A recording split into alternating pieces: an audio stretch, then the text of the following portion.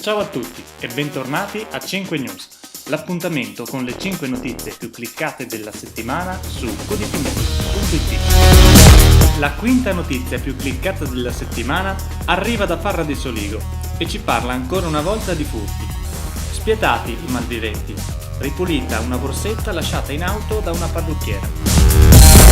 Alla numero 4 tra le notizie più lette troviamo la nota del sindaco di Valdobbiadene Luciano Pregonese, relativa all'ordinanza che vieta la bruciatura di residui vegetali sul luogo di produzione. La terza notizia più cliccata della settimana racconta della scomparsa di Cristian Ruzzini, 41enne di Colfosco colpito da un infarto. Alla numero 2 troviamo la drastica riduzione d'orario che ha colpito il Bar Cristallo, locale di tendenza della movida valdobbiadenese, costretto a chiudere nel weekend solo a mezzanotte.